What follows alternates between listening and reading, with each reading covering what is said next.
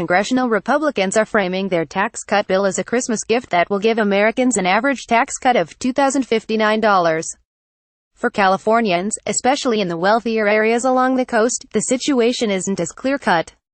When the measure comes up for a vote in the House on Tuesday morning, it's expected to pass along party lines. At least 2 Republicans say they will join Democrats in the California delegation to oppose the plan because they fear it will hurt their constituents' bottom line. Live coverage of how the California delegation votes. Here's a quick look at what some of the biggest changes in the tax bill might mean for average Californians. A third of California taxpayers take an average state and local tax deduction of $22,000. But the GOP bill will cap the deduction going forward to $10,000. For many Californians who deduct their state and local taxes on their federal return, this would amount to a tax hike. Supporters argue the doubled standard deduction and new tax brackets will offset the loss. The whole bill is written to encourage people to take the standard deduction rather than itemizing, and the tax bill ups the standard deduction to $24,000 for couples, and $12,000 for individuals.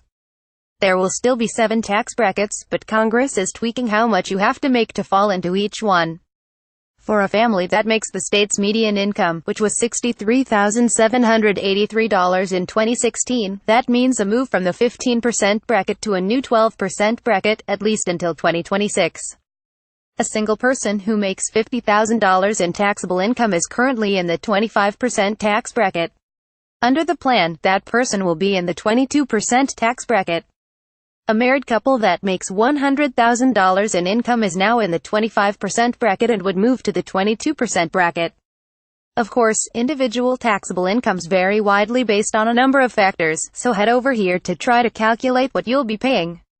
Congress is changing how much mortgage interest you can deduct. This is a part of the bill expected to have the biggest effect on Californians, and a lot depends on where in the state you live. The final bill would allow the deduction on new loans up to $750,000, down from the current $1 million cap.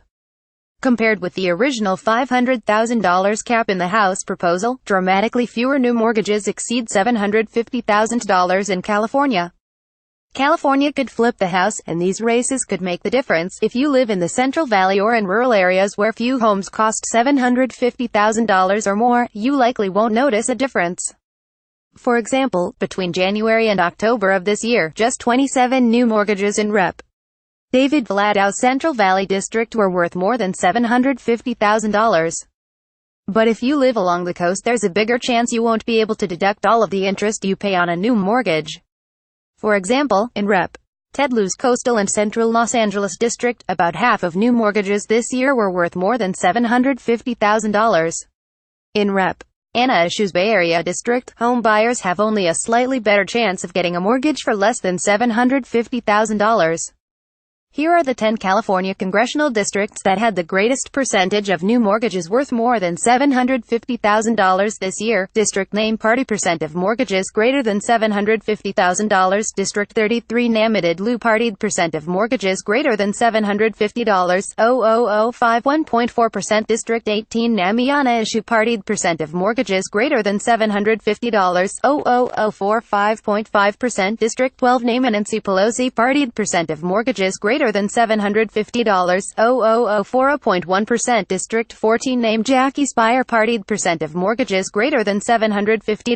3.1%. District 17 Namero Kana partied percent of mortgages greater than $750.